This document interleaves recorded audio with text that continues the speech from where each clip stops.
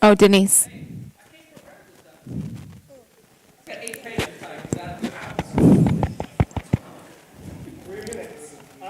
don't understand it. It's a 3. I might go back. I'm really sorry that Ray, I might go back to 2. It was 2 forever. And I made it 3. Maybe I'll make it 2 again. You probably don't want to do that.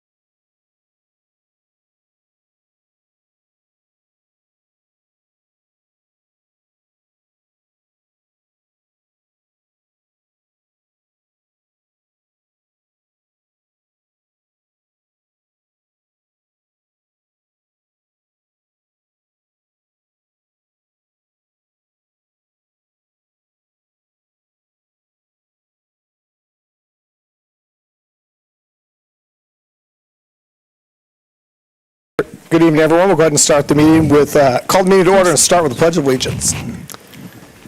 I pledge allegiance to the flag of the United States of America and to the republic for which it stands, one nation, under God, indivisible, with liberty and justice for all.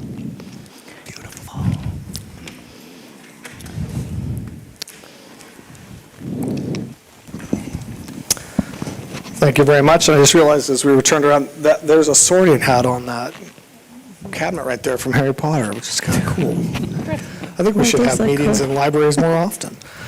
Well, welcome, everyone. We'll go ahead and move on to the next item on the agenda, which is roll call. Ms. Palacios. Governing Board President Dr. John Sparks. Present. Governing Board Clerk Anthony Bruno, absent.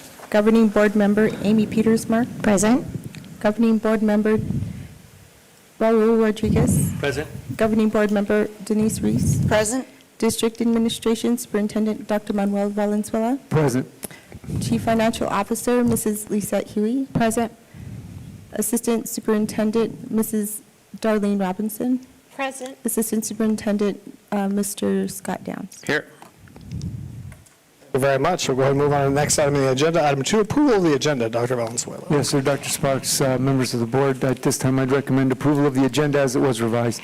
Thank you very much. We have a recommendation. Do we have a motion? So moved. Second.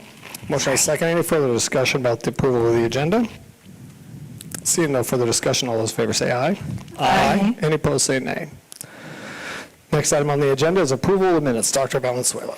Yes, sir. Dr. Sparks, members of the board, you have in your packet draft copies of the minutes from the regularly scheduled meeting of the board back on May the 27th, and after your review and consideration, I do recommend approval at this time. Thank you very much. We have a recommendation. Do we have a motion? So moved. Second. Motion is second. Any further discussion about approval of the minutes from May 27th? Seeing no further discussion, all those in favor say aye. Aye. Any opposed, say nay. Thank you very much. We'll go ahead and move on to the next portion of the agenda, the superintendent's report. Dr. Valenzuela. Yes, sir. Thank you, Dr. Sparks, members of the board. Just a few items to report on. Recently, I received words from our information technology department that they've completed an E19 grant process, which is going to further enhance the emergency communications with all the buildings and our emergency responders, our Sahuarita Fire and our police, so that they can more efficiently identify and respond to direct building sites of need in emergency situations, which is another step forward in our strategic direction regarding safe and supportive schools. Also, I've had a chance to visit summer school programs which are alive and going strong.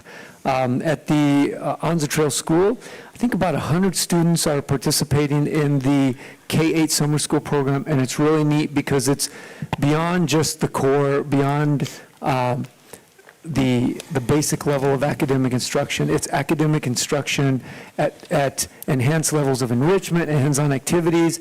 Students, summer school is fun, and they're having a good time. About 260 students over at Walden Grove High School are participating in the high school summer school program.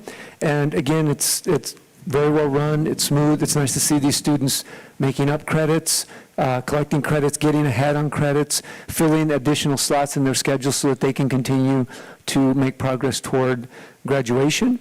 And then lastly, in honoring the trust of our community regarding the construction of projects associated with the most recent bond package, I think Mr. Downs was able to get from our friends at Core Construction a few kind of sneak peeks behind the fence over at Walden as we begin the construction process up for this new Performing Arts Center, about 500, just shy of 500 seats. So you want to roll that, please, Amber?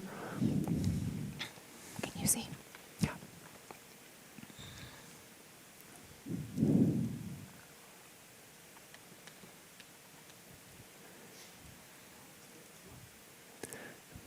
It's neat to see the outline.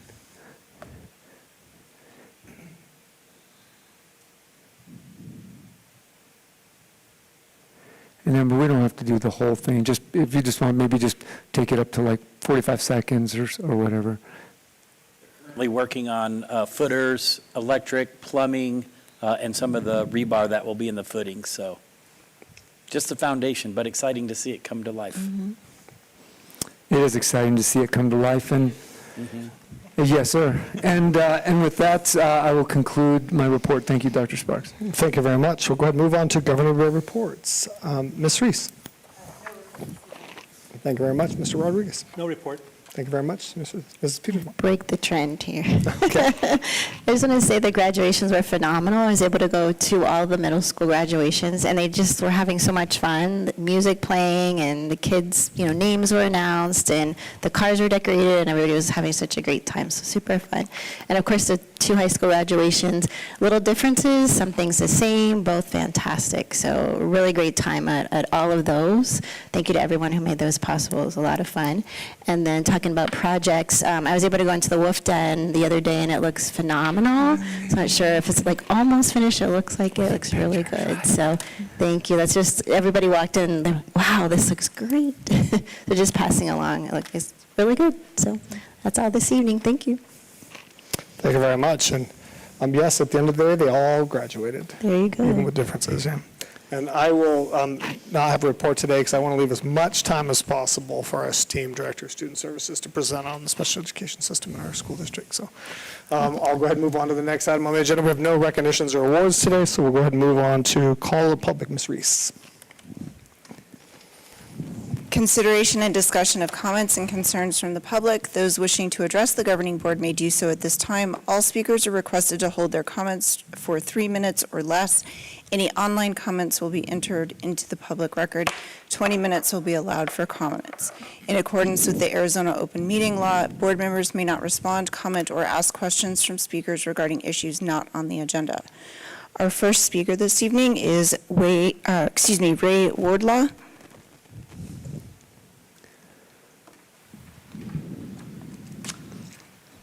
So my question is, how many families are you hoping who will get rid of their ESA participation and join SUSD 30? Is there enough to reject those who are currently making our programs better with their participation? A high school generation is only 4 years long. Bridget Thompson has played number 2 for the Sahuarita High tennis team the last 2 years. She only purchased and got a racket in December of 2024. And by March, she was number 2 on the team. That's an amazing feat in a very difficult sport. She is projected to be number 1 next year, but her family participates in the ESA, and her attitude and effort are a fantastic asset for the incoming coach, Chris Will. There will be only one other senior who has earned a varsity letter. That's Nayeli Pena, who plays volleyball and was just elected as a student council president. We're not sure she's going to have time to do it all in the coming year, but that only gives us 2 returning players. Bridget's the daughter of Brian and Amy Thompson, and if you know the Thompson clan, they're up and down our area and have probably 40 or 50 of them in the area and participate and support what is taking place with Bridget. Kylie Peterson, who just graduated, was so thankful and her chance to compete for the SHS the past 3 seasons. She also gave leadership in our community by organizing the Miles for Freedom to raise awareness and funds for missing and exploited girls. I was persuaded to sponsor 4 participants each year who walked as a part of this. You may know the Swiggerts. Chrissy Swiggert has been the swim coach, has done a fabulous job. It's going to be very difficult if there's no adjustments made to replace her. It is nearly impossible someone who is skilled and connected to the Sahuarita community to have an effective swimming program. Scott and Chrissy both graduated from Sahuarita High School and have extended roots in the community, actually met and started dating when they were lifeguards at the old pool, right out here past the gymnasium. Connor, their oldest, played tennis for us for 4 years. He also competed in swimming, and he holds more swimming records here at Sahuarita High School than any other students at any time.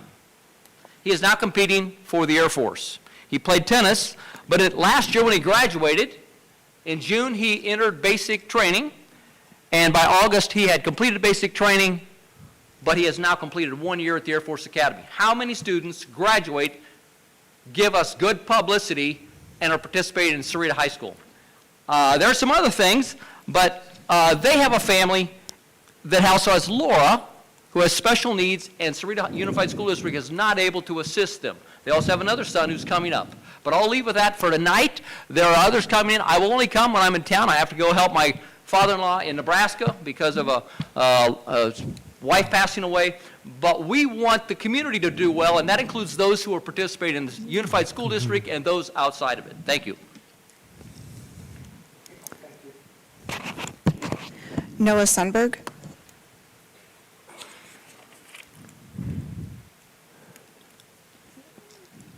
Yeah, I'm Noah Sumberg. I've lived here for 18 years and been involved in being concerned about this district's success. I'm also talking about ESAs and your past votes that you've made, which are against them, and I think that they're short-sighted. I think you should do what's best for the community and to meet your mission statement, which is we will work as a team to help every student succeed. I don't think your votes have met that. I think you guys need to rethink what you're doing to try to do the best. Are people, when you think that you're going after people, do you think that that ties them to this community better or worse? Do you think they'll say, yeah, well, this district despises me. I'll fully invest in my district? I don't think that's what's going to happen. I think they'll say, I know where I'm not wanted. And I think you should want them all. Be a team to have everybody succeed. That's what I think you should be doing. I think the ESAs help those students that have it that are going, and if you guys take their money, it helps your district, which has declining enrollment and could have partnerships that are successful, and your programs, which depend on those students that have been very successful in this district. So you're hurting the kids in this district, you're hurting the kids that choose not to use this district, you're hurting the district in total. I think you guys need to really think about what you're doing and reconsider it, because I don't think you're doing what's in your best interest as representatives of the taxpayers here, which are paying, we're the voters here paying for excellence. And when you say, we don't want everybody that's excellent because we're going to try to exclude people because we don't want to be team players with everybody, we don't want to maximize success, you are hurting everybody. Not just the kids that you've excluded, but also the kids that could be in programs that could be improved with those benefits, and also the district, because there are a lot of good things in this district that exposure would be good to. So I am imploring you guys to reconsider your past 2 votes, the one where you said you're against the whole program for the whole state with your ASBA vote, and the one where you said we don't want those students in our district. We don't want their money. I think those are poor decisions, and I think we should do better. And I will try to come here more often to remind you that we can do better, we can work as a team for every student's success, but we have to show it with our actions. Thanks. Kara Richardson.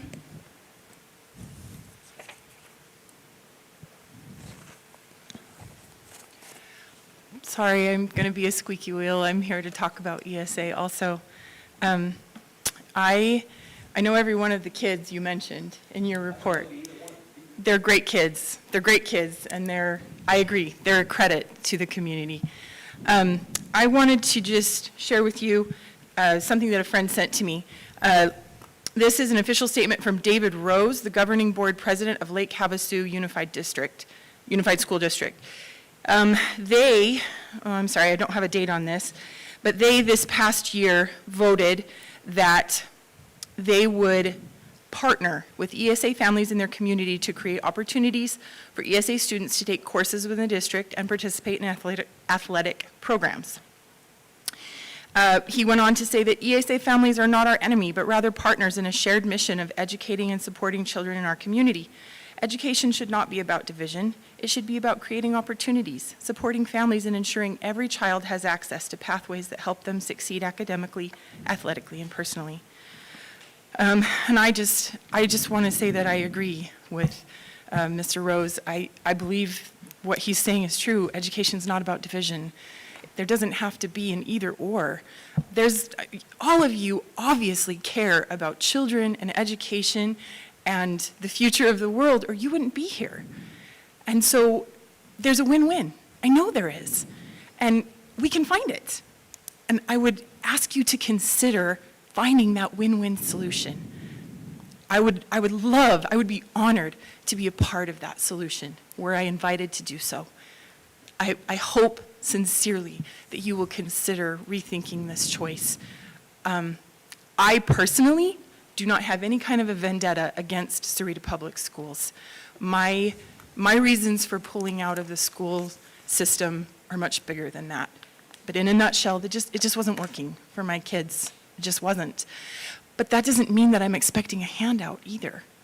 I think it's very fair that children receiving ESA funds pay for their participation. That doesn't seem unreasonable to me at all. And again, I know there's a win-win solution. I know there is. So I would invite you to help me. Let's find it. Let's find that solution so that truly every child in the community benefits. Thank you.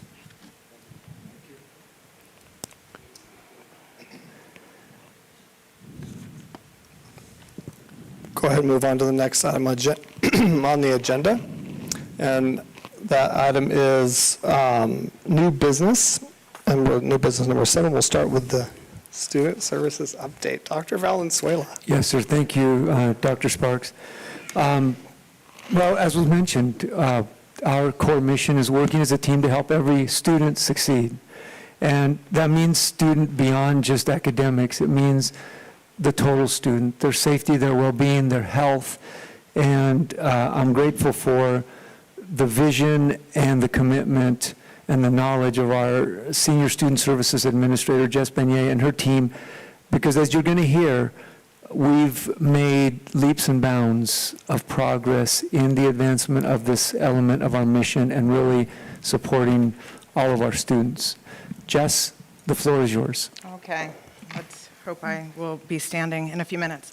Thank you, Dr. Valenzuela, Board President, Dr. Sparks, board members, cabinet members. Thank you for allowing this time this evening on the agenda. Thank you for your continuing support of the Student Services Department and all the divisions that we oversee. We're grateful for that ongoing bolstering of our mission. And so thank you for that. I'm proud and humbled to be here tonight, and also to be in the position that you've blessed me with. So thank you. And thank you to Mrs. Palacios for helping me with the slides, because I can't do two things at once. Our vision, I felt it important just to mention that last summer we had the opportunity to bring our Student Services Leadership Committee together. And that's our very tiny but mighty Central Student Services Department, plus some leaders across the district. So Dr. Sarah Dactyl, the lead of our speech language pathology team, and also the head of our Cortex team for the district. A couple of our school psychologists, a counselor, and Dr. Jan Spooner, who has been our ELL and dyslexia coordinator for the last 7 years. And we had some very powerful time together, and we were able to, we kind of did some needs assessments and looked at across the department, what were the needs, what was working well, what wasn't working well. So we did some surveys. We kind of had some time to go over those survey results and kind of really look at, okay, so how do we build a vision and collective commitments, and then how do we build a strategic plan for our department? And so we were blessed to do that last summer, and this is our vision, and I won't read it aloud to you, but I think it speaks to just what we do in the department, and to our collective commitment to serve the students of this community in the various divisions in which we do serve them. And so then, thank you. You read my mind. The next slide is just, so our 5 major divisions are special education, and just to give you a little bit of background, when I got here 6 years ago, we had 767 students with IEPs. We are around 910 at this time. So our department has grown, and it's grown in all areas there that you see on the screen. We have instructional programming for English language learners, Section 504, gifted, professional school counseling team, and then all of those very important and critical roles that you see at the top of the slide, we are members of our student services team and work collaboratively in service to the students of this community. The next slide is just kind of like, who are we? And so that is our very small but mighty central team. Many of those names you've seen and have been around for a long time. So there's my assistant director, Bethany Patterson. Joyce Blaylock has worked with the district for about 12 years. She's a program specialist. She oversees state reporting for special education and all of the areas in our department in collaboration with Ms. Woods and her team. So she does she oversees compliance with federal and state indicators, and again, works really closely with state reporting, and she also does all the purchasing for our department. And that means not just our central team, but we do purchasing for approximately 60 staff members across the district as well that work in the student services department. I want to take a moment of personal privilege, if you'll allow me, just to highlight and thank Dr. Jan Spooner for her work as our ELL and dyslexia coordinator over the last, I think, 8 years. She was in the position before I took my role. And as you know, she is doing an amazing job at SOPRI as the principal. And so we are lucky to have her down there now. I'm sad to have her have left our team. But, you know, I'm very grateful for the work she's doing at SOPRI.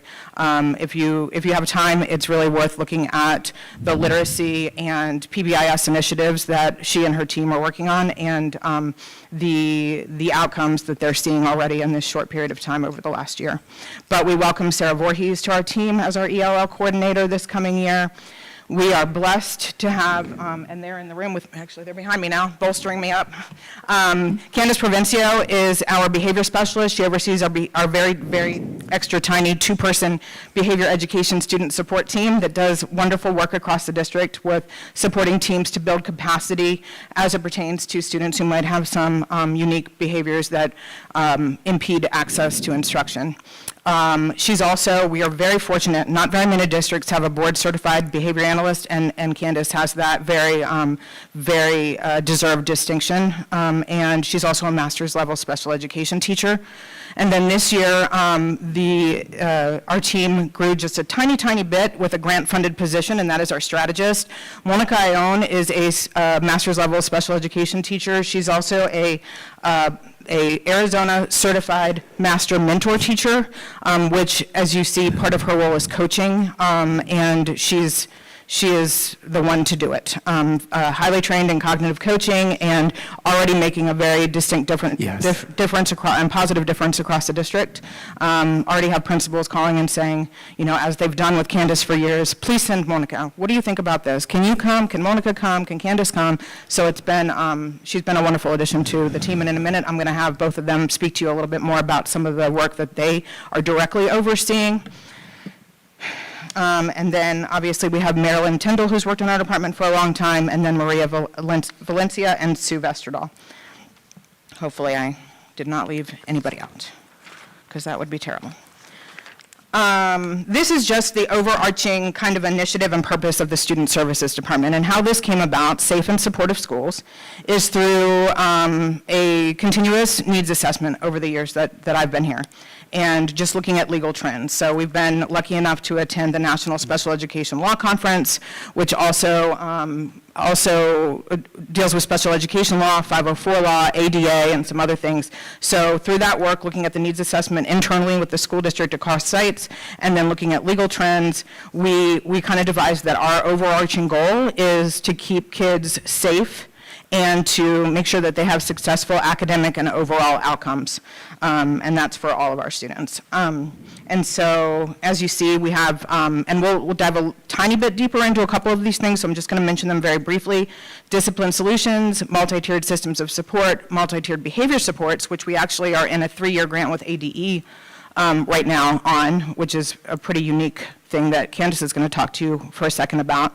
Comprehensive school threat assessment guidelines, and Candace will talk to you a little bit about that as well.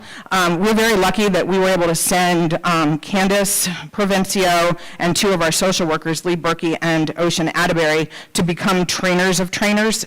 No, to do the trainer of trainer programs. So we have 3 in-house trainers for comprehensive school threat assessment guidelines, and they were sent to Dewey Cornell's team 2 years ago? 2 years. Was it 2? 2 years ago. And so we're in a very unique spot in public school districts in the area to have internal CSTAG trainers. And we also, just recently, Beth Dahl went and became a trainer as well, just in the last week or 2.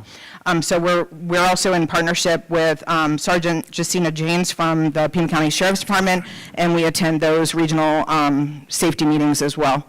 Our team does. Suicidal ideation protocols, we did bring in a 2-day assist training this year, so suicide prevention and postvention training for all of our counselors, social workers, and school psychologists, and then some of our central team. You know that we oversee and support our crisis support team for the district, and so that is all of our central team, our social workers, our school psychs, and our counselors. And when our community member is facing a tragedy, we are there to provide direct support and then to link those families up with ongoing community supports. And then parent supports. And several of you attended our Let's Talk for Parents this year. I'm grateful for your attendance and your interest. And so that's the other area helping us to sustain safe and supportive schools. Discipline Solutions, kudos to Amber Woods. She's been one of the drivers on this with us, but we were really looking at national trainings and research regarding discipline, teaching of skills, and restoration. And a couple of summers ago, we put together a team with Amber and a number of site leaders, district leaders, teachers, social workers, counselors, speech pathologists, related service providers, and looked at just building some guiding documents. And nothing, nothing hard and fast, but just some support. I think a lot of our site leaders were looking for just a little bit of like bowling alley bumpers, for lack of a better description, and like guidance about discipline, and then really looking at how to teach and restore while the number one priority is to keep kids safe. We worked with Ms. Woods to train our site administrators, and then so the next step is just to continue to train new administrators and to review and update discipline solutions with that interested party group in an ongoing way. And I will let you stop hearing my voice for a minute and have Candace come up and tell you a little bit about CSTAG and about MTBS. So with the CSTAG, it stands for, like she said, the Comprehensive School Training or Threat Assessment Guidelines. It's through Dewey Cornell, and it's definitely based on national type standards. It looks at the FBI, looks at everything in cooperation with them. So this is part of a county-wide initiative. We're partnering with Pima County Police Department, Pima County Sheriff's. I'm a little more nervous than I expected. Pima County Sheriff's Department. And so we do go to those monthly meetings. We're looking at how do we communicate, collaborate with not only the law enforcement in our area, but also other districts. JTED attends, so talking with them, how do we handle, because we have students that we share. So we're really looking at that. With that, we're also doing continuing training. Every year, we're having a training for new staff who are joining those CSTAG teams at the site. We're also looking at documentation process because we want to make sure that we're able to look at data and analyze it. Where are these threats happening? What grade levels? How do we get support there? We're also looking at what type of supports do they need and making sure it aligns with our interventions and really looking at the proactive piece of it. We don't want to wait until someone carries out a threat. There's usually red flags before, so how do we get in there before and support the student and look at how we can prevent, hopefully, any threats from being, Manifested. Manifested, yes. Okay, got the next one. The next one is MTBS. We are right now through ADE, we're attending trainings as a district team. We went through Tier 1 training where we're looking at what general supports through a school are we putting in place. We've worked with the middle school, and we worked with SOPRI to work on getting some of those Tier 1 type supports, which is teaching students how do we behave. Just like we teach reading, just like we teach math, what is those expectations and how are we reinforcing them, but also using what do we handle in the classroom and how do we address it through the office referrals as well. So looking at kind of all of those different things for MTBS. We're also looking at expanding it and looking at kind of the feeder pattern. Looking at SOPRI, we're looking at SMS, so the next step will be looking at SIS. And how do we get them started in Tier 1? As we move SMS to Tier 2 and SOPRI is going to be implementing Tier 1 this coming year as we start looking at Tier 2 and building it for implementation the following year. So it's kind of a slow and steady process trying to get schools, training them, teaching them as we expand this program so it's in collaboration with the schools. So that's kind of where we are with MTBS, and so that district team is going to continue. It's a 3-year grant through ADE, so we're going to continue with that training and supporting schools as we increase that MTBS from Tier 1, 2, 3, and then through other schools. Next is going to be Monica Ayon, and she's going to talk to you guys about MTSS. Hello, I'm a little bit shorter than them. All right, so with MTSS, I am very proud to come alongside everybody working with Candace and the MTBS team. This is my first year in Sahuarita, and I am so proud to be here. And so part of the MTSS, when I got here, there had been a great team putting things together, putting a framework in place, and really just spent the whole first semester, what does that framework look like at each site? And it's been great to see such phenomenal Tier 1, like just really good instruction. So that really, it's something, as Jess had mentioned, I'm a mentor at heart, a coach always. And so that was really easy to kind of attach to and say, okay, we have some great foundations. So currently right now we do have a frame Tier tiered framework for tiered supports. We came in, we have grade level, site level team meetings, district teams. I'm meeting with the principal teams and they're called EMT teams, MTSS teams. We have a great K-5 literacy and intervention framework through Jess's programs and Dr. Spooner. Lots of people had input on that, and really great professional development in the form of literacy, interventions, data collections, differentiating supports, so a lot of great supports. So what we're really focused on is just taking that to another level, and that is looking at a platform. We're looking at where, right now, what I've noticed through just being on campuses and talking with teams is when students are moving from school to school, all the work that school put in has not been transferring over, or it's been hard to kind of go between school to school. So we're looking at a really good platform in order to say, hey, look at all these great things we're doing for kids. Here you go. No matter where they go, Anza, Wrightson, Copperview, no matter where they go, they're going to get that same structures and that same supports at that school and carry on. Another thing that we're doing is looking at some ways to enhance the MTSS coordinators, because if you do not know, or maybe you do know, our MTSS coordinators are also full-time teachers. So this is an added extra duty for them. And so really, how can we get them some support and through like days off, like sub days, so that they can really focus on data, and we're really going to pump a lot of professional development into this is how we collect data, here's what we do, and giving them that protected time to do so. And then also looking at more of that last part with is the protocol, identifying at-risk students. So what we really wanted to do is really focus, I know a lot of schools have that, but really focus on how do we locate and how do we identify which students are our highest risk students, and that we really need to be following them, we really need to be intervening. How are we intervening, and how are we documenting that through the process? So we've come a long way, or the team has come a long way, and we're just excited to just kind of move this forward, and really everybody's excited, so thank you. Thank you, Candace and Monica.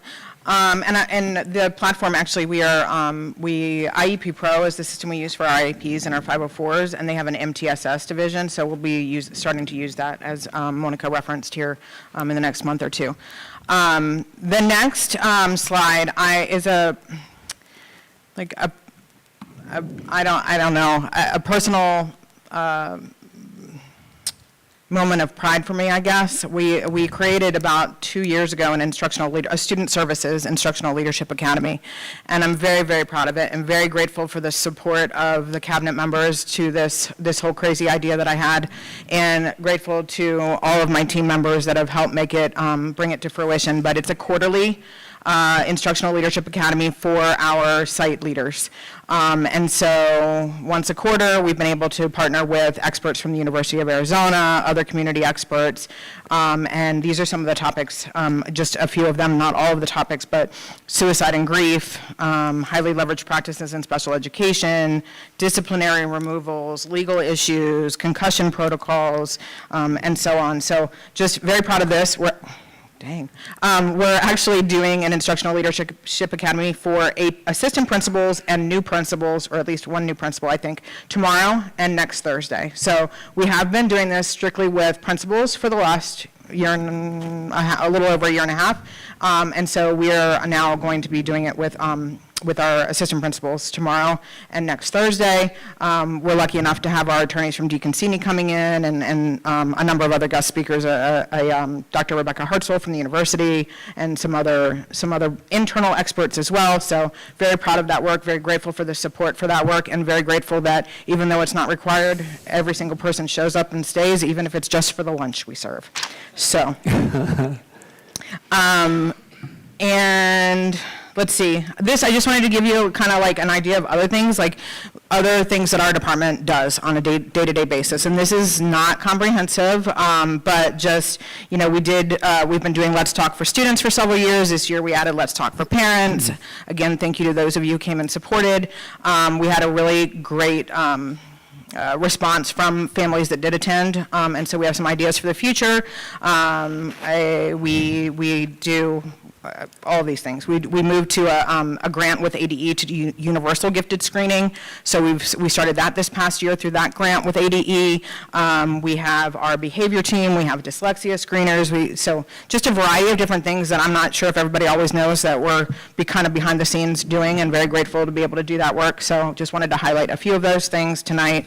And I'm pretty sure that you don't have to hear me say another word, except thank you. Thank you for your time tonight. Thank you for everything that you do. And and it does not go unnoticed by me or our team, the support of Dr. Valenzuela and our cabinet members and all of you board members, the things that you do behind the scenes and maybe in front of the scenes to support the Student Services Department, but most of all, most importantly, to support our staff. And the very most important thing is to support those students. So thank you for all that you do in support of the district and in support of our department and our students. Thank you, Jess. I'm sure if the board has any questions, they'd be glad to field them. My only comment is, I hope you heard a common strand among all of those things. The CSTAG, the Dewey model about dealing with students in crisis, the multi-tiered systems of support with regards to more academic and programmatic issues, the multi-tiered behavior support, which is more behaviorally oriented. All of them have a common strand. They do honor our mission of working as a collaborative team to help each student to be successful and meet their individual needs. The symbol, if you noticed, the pyramid, green, yellow, red on a couple of those, that's what it symbolizes, is the needs of each individual student. So thank you for that. And if there's any questions, I'm sure they'd be glad to field them. Can I just say thank you so much? My daughter is a beneficiary of all your hard work and effort, and I can assure you it's very much appreciated, and we see it. Thank you so much. I just want to second that. Thank you. Not going to get emotional. I am. Don't do it, because I'll do it too. Come on. Thank you, because one of my children too, and you guys are the best, and I've heard so many positive things about you. So just thank you. And I love the enthusiasm. I love you guys smiling, and you have the biggest heart. So I'll stop crying now. But thank you. Well, I'm not going to. Yeah, thanks a lot. We have the best team, and I'm a mom in this community, and my kids went to SMS, and one of my children just graduated from SHS, and so it is one of the greatest honors of my entire life. So thank you. And like you don't even know. I've worked, as you know, I came from another district. We do have the best team. We have the best, the brightest, the most dedicated, the most passionate team, and I am incredibly, incredibly blessed to do this work with you and with them. So thank you. And I have to, She's helping me all over the place tonight. by the way, you're allowed you. to have emotion. It's perfectly acceptable to express emotion. And crying is not a bad thing. It means your body is expressing emotion, which is Thank okay. you, Dr. Sparks. Okay, you're welcome.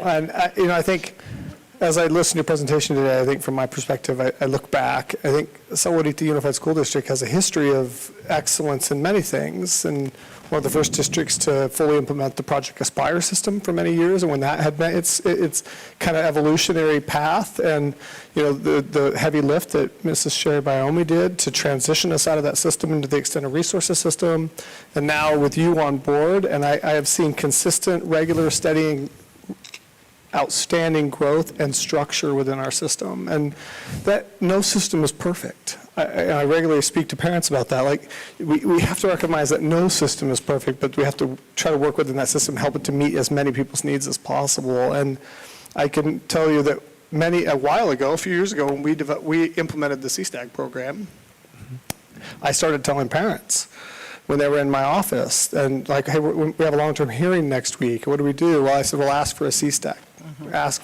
Show me the documentation that you assess the risk of this event. And I have to tell you anecdotally, the number of long-term, year-long, multi-year, and expulsions across the county have plummeted because people are no longer making decisions based on fear and hearsay and gut feelings. They're making systemized, research-based decisions to determine risk and establish a protocol to manage those students. And I think you have my gratitude, and I know as a district we led that charge across the county. Yes. Because I would have parents come back and they were like, they don't know what that is. Now that doesn't happen, because it still happens, and I still say that. I said, I would like you to ask, when you go to that long-term hearing, I want you to ask, I want to see the assessment through CSTAG of the risk this posed to a public educational institution. And now they're coming back with them. It's happening across the county, and that's just one small piece.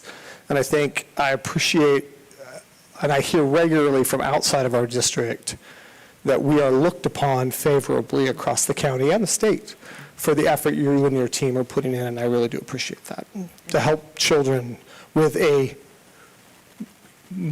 huge variety of needs and support structures. So thank you. It's my great honor. Thank you. Okay, any other comments? We'll go ahead and move on to the next item, which is item B, graduation requirements update. Dr. Valenzuela. When I first saw this item, I was like, wow, I didn't want to raise the anxiety and level of concern of people in the middle of the summertime that we were going to do something that was going to impact their kids' ability to graduate or anything. And it's really, we can relax. This is really a correction and an update of practices that are currently in place, required under state statute, but our documents just need to be updated to reflect that. So the document that you have there, that grad requirements, is not a policy. It's really more operational, but the board has accepted it and adopted it, and so we thought it would be fitting for the board to adopt this. The two changes are, a few years ago, the state legislature passed a law that required students before they graduate to pass a portion of the civics test, like the one that's given to individuals when they're trying to be like naturalized citizens. And it used to be that they had to score a 60% through like the class of 25. Now, starting this year, it's 70%. And we were just cleaning that up to eliminate the 60% since 2025 has now obviously passed. And in addition to that, in terms of graduation requirements, as the board is aware, we've made some flexible individualized changes in regards to the one-year physical education requirement, where students that are, for example, in band or ROTC are allowed to utilize that to meet that physical ed act, because it was deemed to have an appropriate amount of achievement of those same physical standards and objectives. And all this does is it clarifies, it used to say like ROTC and band. Well, this just clarifies that band incorporates the wind ensemble, the symphonic, the percussion, and the creative movement. So those are the fundamental changes in this update, and I would ask for the board's approval of the graduation requirements with these updated points as noted. Thank you very much. We have a recommendation. Do we have a motion? Second. Motion and second. Any further discussion?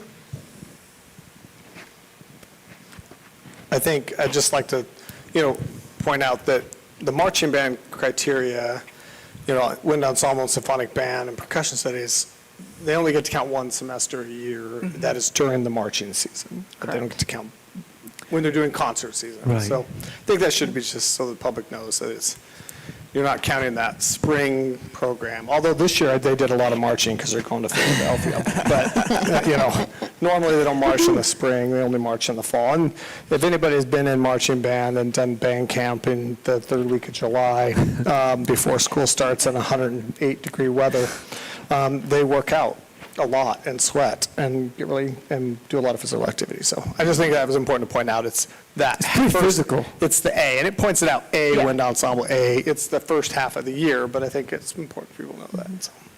And my understanding as well is that it was actually to also meet the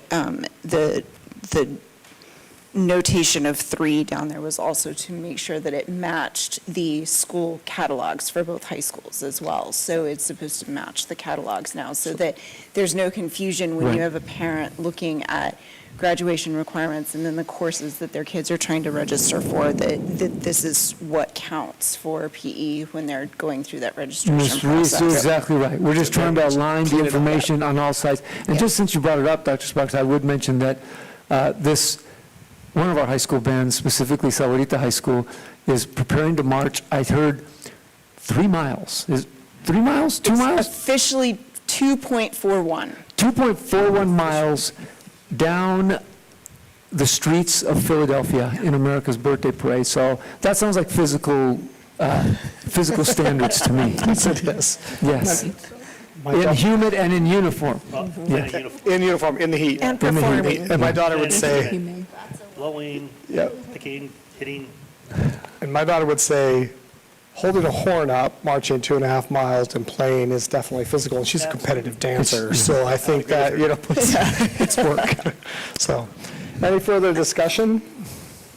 All those in favor say aye. Aye. Any opposed say nay. Thank you very much. We'll go ahead and move on to the next item on the agenda, and that is the new extended resource course proposals. Dr. Valenzuela. Yes, sir. Thank you, Dr. Sparks. I know that's kind of a mouthful to say. It's kind of a long statement. It's really a pretty simple concept, but an important concept. These are, as you know, in our mission of working as a team to help every one of our students succeed. We serve students with a variety of needs, including special needs, including students with very severe needs and significant needs of many types. And the goal is always to provide them with access to all of the standards, just like everybody else. However, under the provisions of what's called specially designed instruction, which means we tailor the instruction to meet their unique, individualized needs. It's what we've always done. What this reflects is the ability to kind of crystallize and more clarify the delivery and the presentation of those standards and those courses to more accurately reflect what's actually taught, as opposed to some of the more general nomenclature that's been used before. It also helps us more accurately communicate to the state of Arizona the specifics of the instruction that we are providing. So this is a good thing, and I want to say thanks to Amber and the SMR's team and the work that they've done to kind of formalize this, which will, it's a step forward in terms of the accuracy of how we present and how we report. So I would recommend at this point approval of these new extended resource course proposals as presented. And as you like to do, Dr. Sparks, we'll approve all of them at one time when we can. I love it. Yes. I think we should make every effort to make the agenda efficient. Yes, sir. All right, we have a recommendation. Do we have a motion? So moved. Second. Motion and a second. Any further discussion? No further discussion. All those in favor say aye. Aye. Any opposed say nay. Thank you very much. Great thing. Thank you, sir. I always like new courses. That's great. So we'll go ahead and move on to the next item on the agenda, new business discussion and possible action, and we will start with the 2026-27 proposed budget, I believe. Did I skip anything? You're correct, sir, and it's hard to believe that we are already at this time. Actually, the deadline's in mid-July. My colleague, our chief financial officer, is super efficient, speaking of efficiency, and super effective. And just a few comments for me as before I turn the baton over to Lizette, and that is one thing you'll see when she presents the budget. Think about how steadiness is the word of the day. In a world that's so volatile, and you hear about all the macro and the microeconomic variables and how the world is changing, we aim to maintain stability and steadiness, and you see that. The budget will look fairly similar to last year.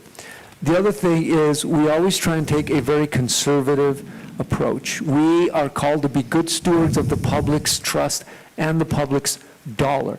And you'll see that reflected in that although we've, through our intentional efforts on the expenditure management side and also on the program development and the recruitment side, our, how is it described? Enrollment decline has been, we've been blessed. It's been almost flat, slightly down, but almost flat. But when you think about the big picture just around our state of Arizona, we're doing really, really well. But yet you'll see a budget that is built around a smaller amount than that, because we want to make sure that we are conservative in our approach and that we don't overextend. Again, you'll see steadiness, constancy. Another thing to keep in mind is that the budget is always alive and breathing. And so it's even this year's budget is still in flux, and it could still change before the final thing in October. Is that the AFR. The AFR, annual yeah, budget. the thing in October. I know that's a technical term, but as long as Lizette's got it, I'm in good shape.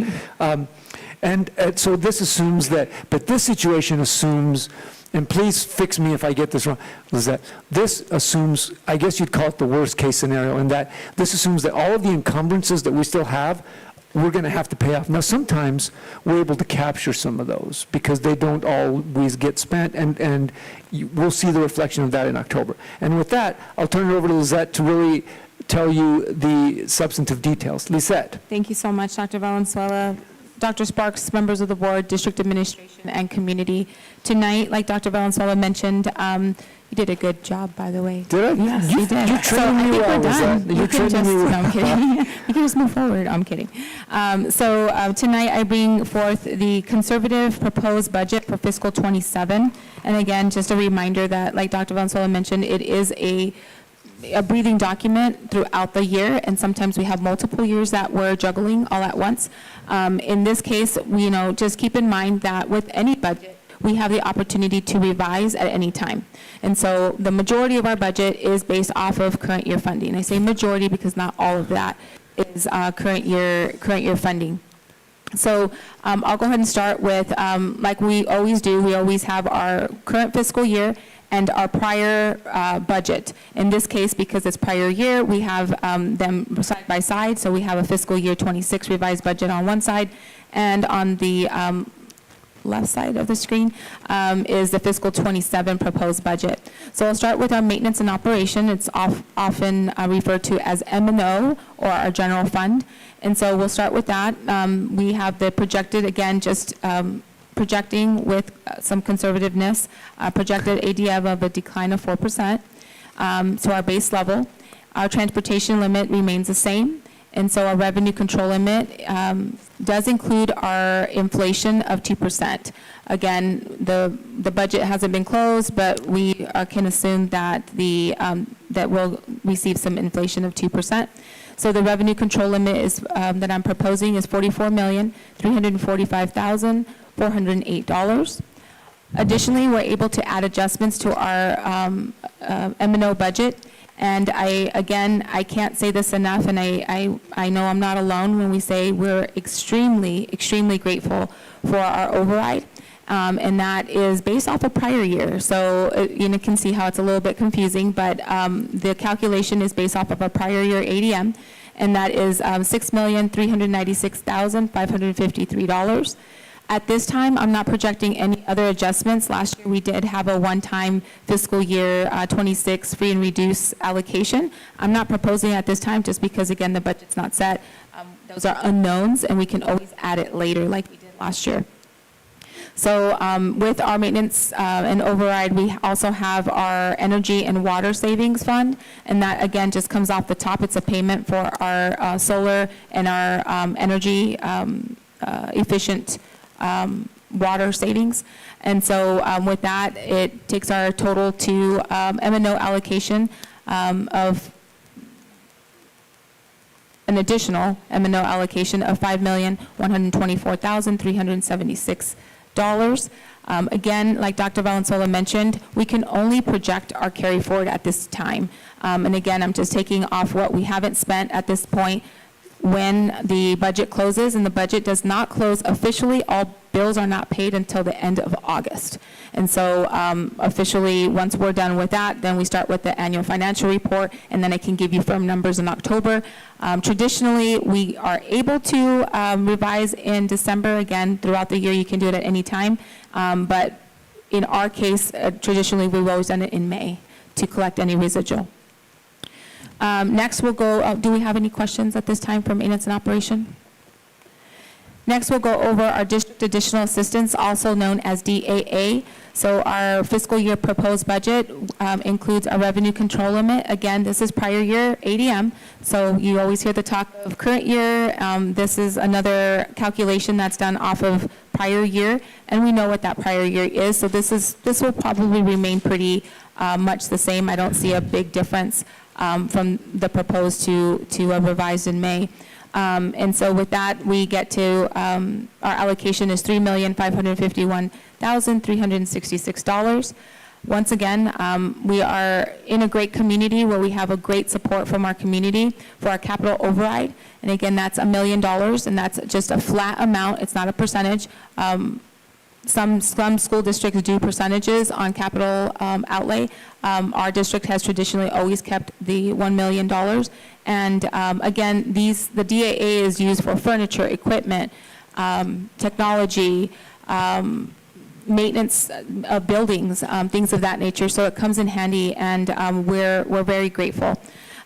So with that, then I move over to where we do not and we have not moved any DAA monies to from M&O, and we haven't done that in a few years. And actually, the years that we did, gosh, I think it was in 2021 or 22.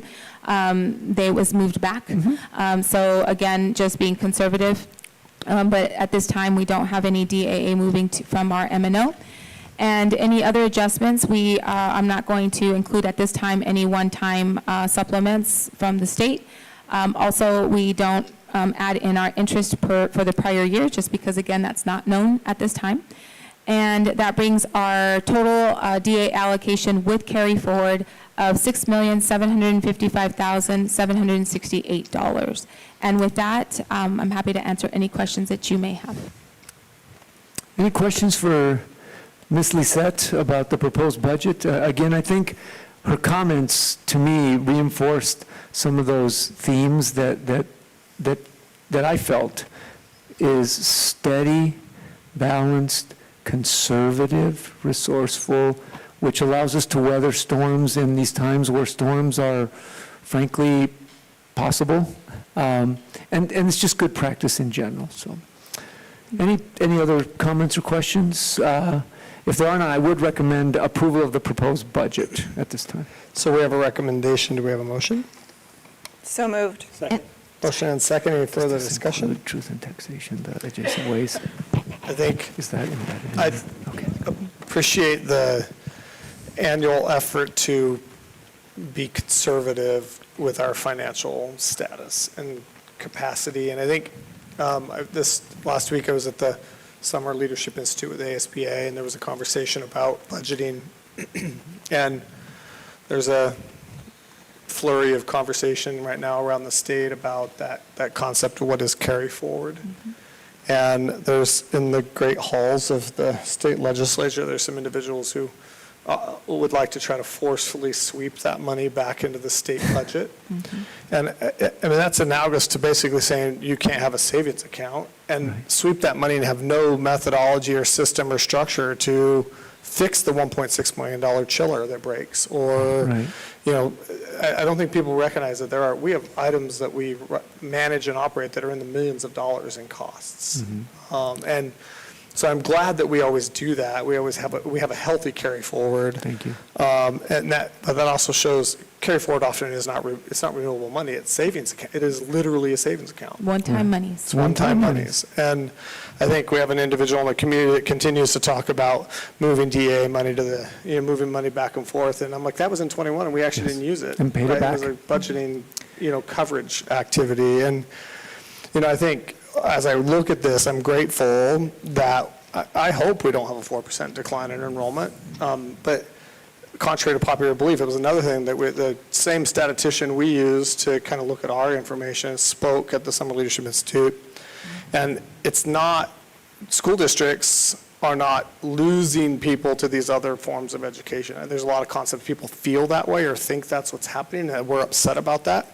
No, the pie is literally getting smaller. Right. So the percentage going to public school and going to charter and going to ESAs and going to homeschool and privates really has been stable for a number of years, a fair number of years, since there was a big jump in people taking ESA funds, for example, but that didn't shift where those students were. They aren't leaving in droves. I mean, there's been a little minor shift, but he was very clear, and he's been studying this information for a long time. Literally, people are not having as many children.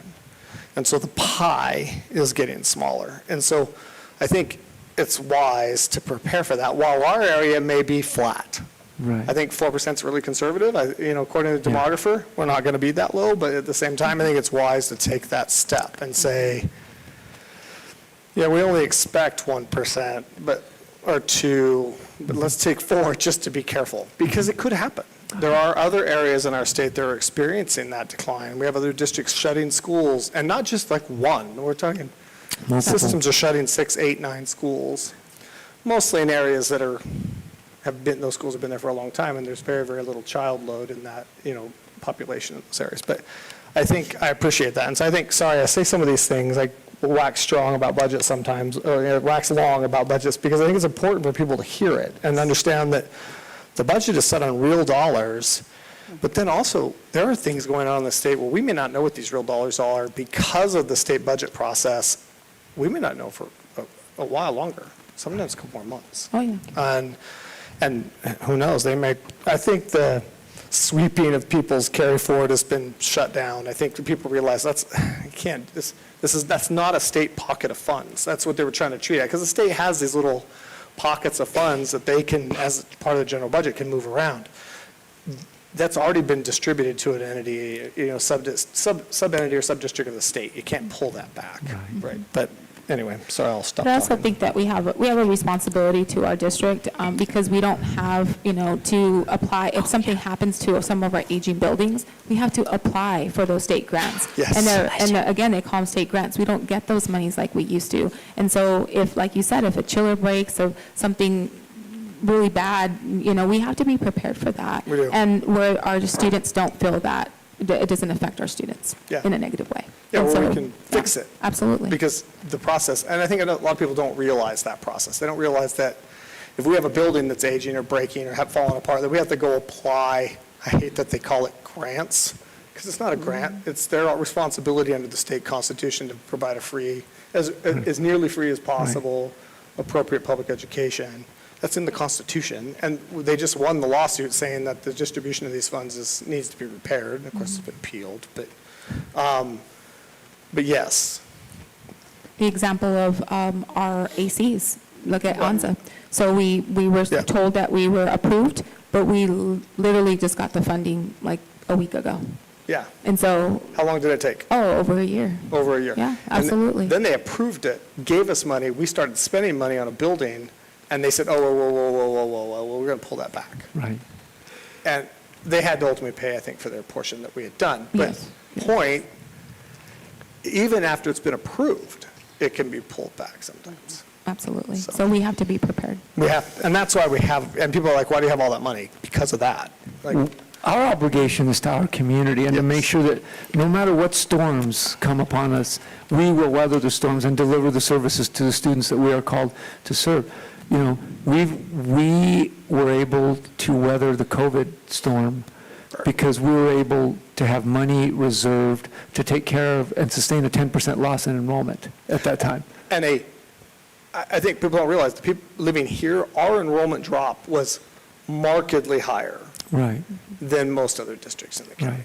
I think, that, ours was on the order of magnitude of double or triple the enrollment drops at some of the districts. Yes, sir. And similarly, although it's not sustainable money, when you have a resourceful amount of money, a responsible source of money, you can take calculated, thoughtful risks that you could not do otherwise. This board was able to offer the almost 900 employees of the Sahuarita Unified School District a 5% raise, which is significantly above the average for the year, not just in education, but if you look at a lot of the statistics across all sectors.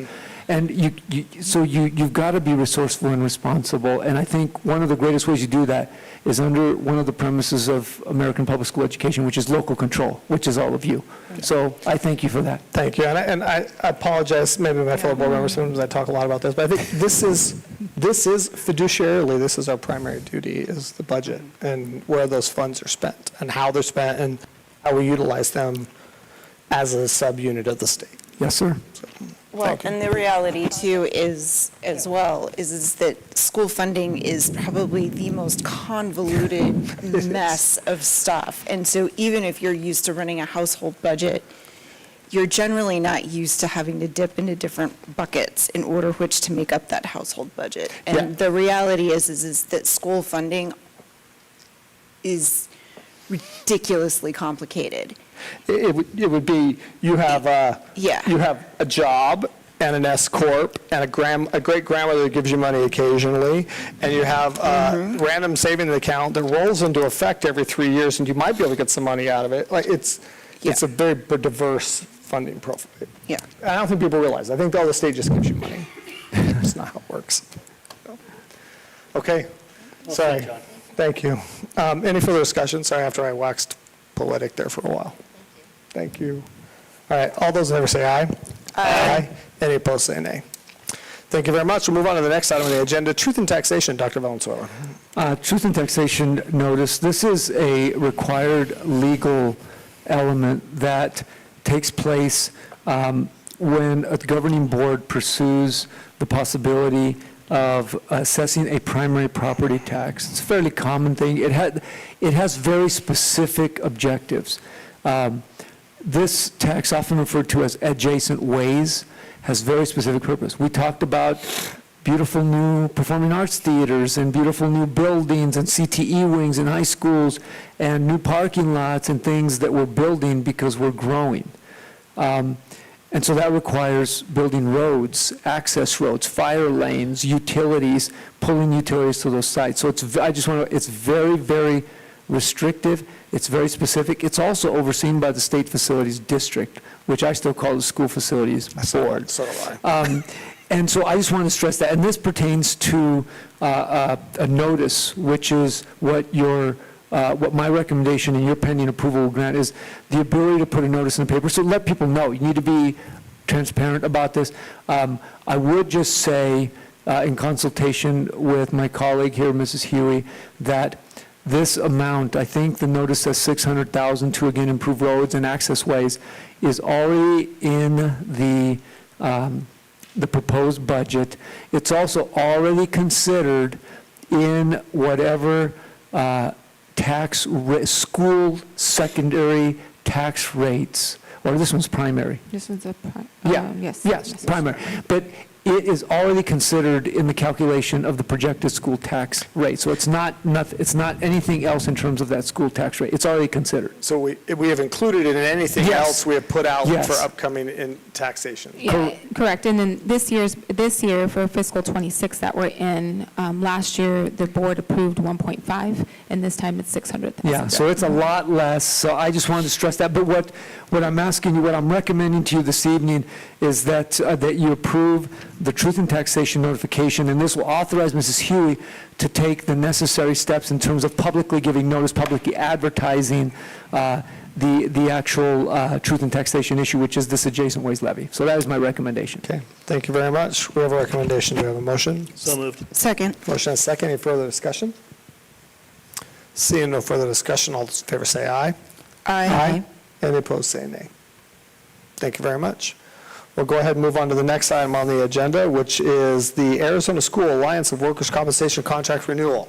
That is a mouthful, Dr. Sparks, and you said it without skipping a beat. We call it the Alliance, is our workman's compensation plan.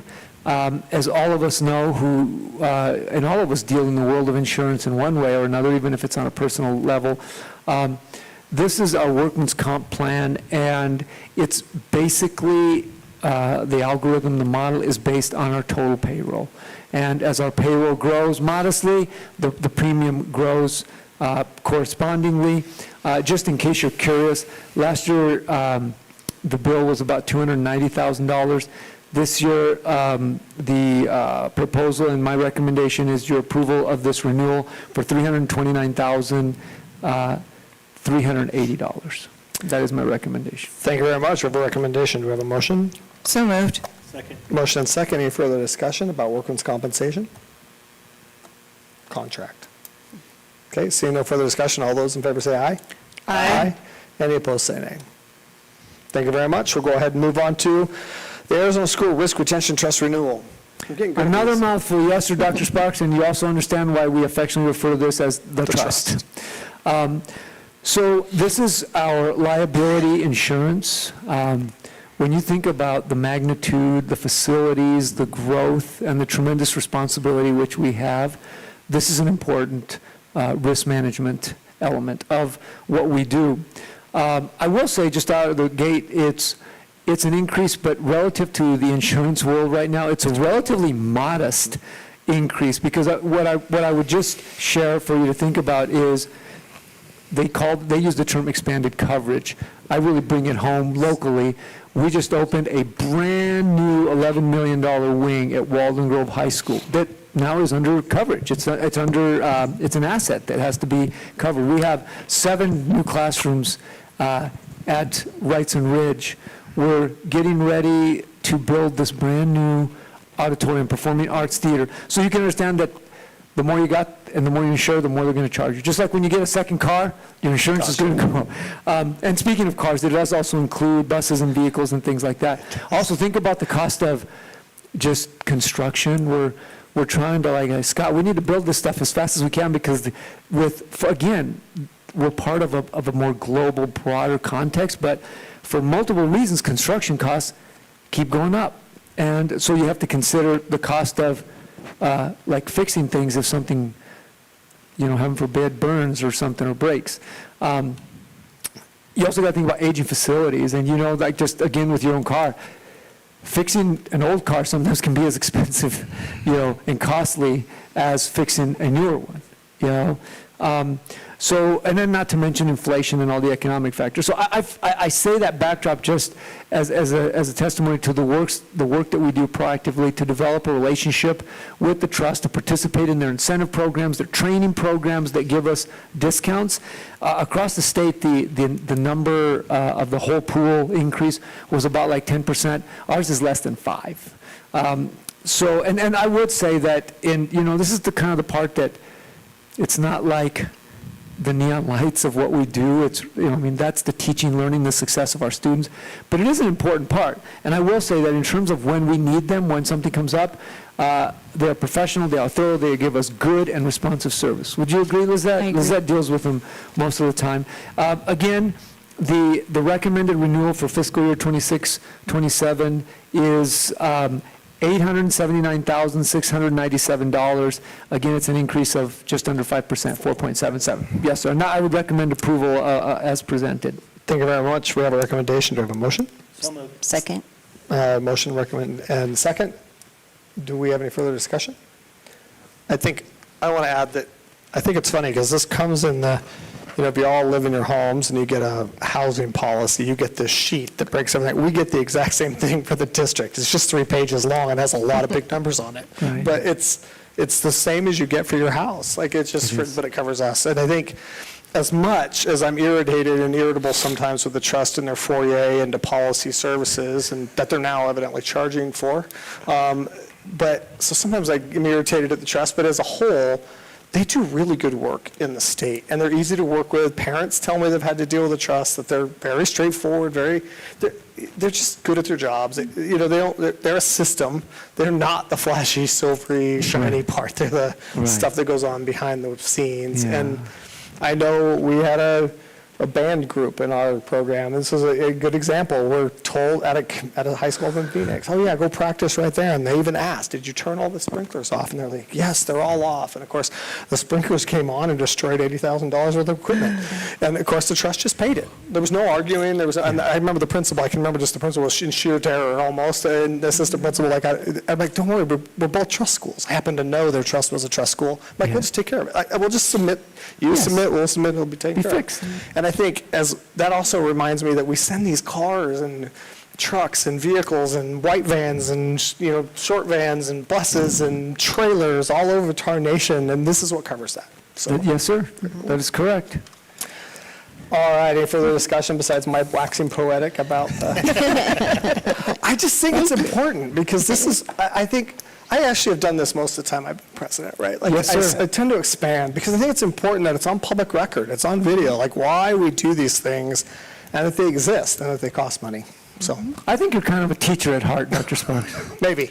Well, you are. You're a professor. I am. Yes, you are. Yes. All right, any further discussion?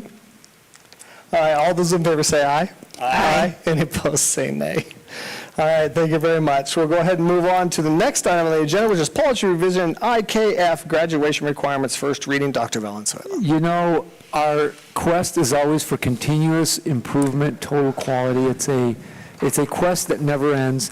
This is the policy that, again, addresses graduation requirements, but it's the actual policy of the board. And it came to my attention recently. Again, we have these policies that we collaborate with ASBA, and they deliver a good service to us. But the volume, the sheer volume of these documents is such that occasionally, collaboratively, you come up with stuff that needs to be fixed. And this was one of those on our side. As the board's aware, we continue to require 1 year of physical education. We believe that that's an important part of a curriculum. Sometimes kids take it during summer school, as they are right now. But we believe that the education and the teaching physical health habits is important. So we require a year, even though it's not per se required by the state of Arizona. But our policy didn't actually reflect that. And so all this does is it inserts the 1 credit of physical education that is required, and in doing so, it reduces what used to be there, which is, it used to say 7 electives, the total's 22, it used to say just 7 electives. Well, if one of these we deem to be physical education, then really you only have 6 left, so it changes that. The other thing is, the old policy, the way it was crafted, it didn't use the word credits, it used the word unit, which I don't know where that came from, but credit is kind of the more universally acceptable term. So those are the changes. They're pretty straightforward. I will confess, I was tempted just to say approve them, but I think in respect to how we handle policies, which I think is good governance on your part and how you do it, I would recommend tabling it at this point, and I would expect that you'll see it at the next meeting. Thank you very much. We have a recommendation. Do I have a motion? So moved. Second. Motion second. Any further discussion? Just the one indication that I had on it was obviously, I sent an email about it earlier today, but moving the 4 asterisks comment there, or definition there, down to the bottom, because right now it's currently sitting right smack dab in the middle of the explanation for the 3 asterisks stuff. And it's probably been sitting there for many, many years. It probably has been. But thank you for your, as always, meticulous attention to detail. Noted, it will be adjusted in time for the second and hopefully final reading. Perfect, thank you. It doesn't change anything substantive, just moves it on the it just document. moves it to where it's not smack dab in the middle of 2 paragraphs talking about Exactly. something different. Yes, ma'am. And I'm grateful that we Thank you.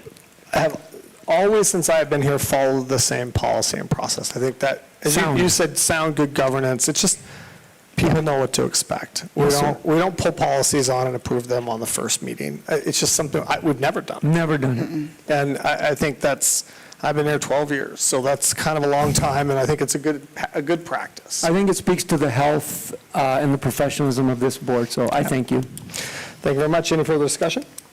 Okay, all those in favor say aye. Aye. Any opposed, say nay.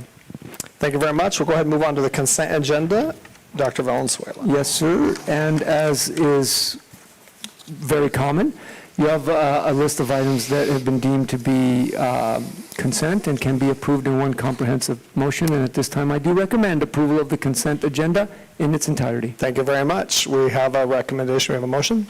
So moved. Second. Motion and second. Any further discussion? Seeing no further discussion, all those in favor say aye. Aye. Any opposed, say nay. Thank you very much. We'll go ahead and ask, is there any other future considerations or agenda items you'd like to bring forward at this time? Okay, thank you very much. We'll establish the next board meeting, June 24th, here in the Sahuarita Middle School Library, as it is today. We have no executive at 6 o'clock as normal, and then no executive session. May I have a motion to adjourn? So moved. Second. Motion and second. Any further discussion? All those in favor say aye. Aye. Any opposed, say nay. Thank you very much. Thank you all for being here this evening. Good work. Thanks.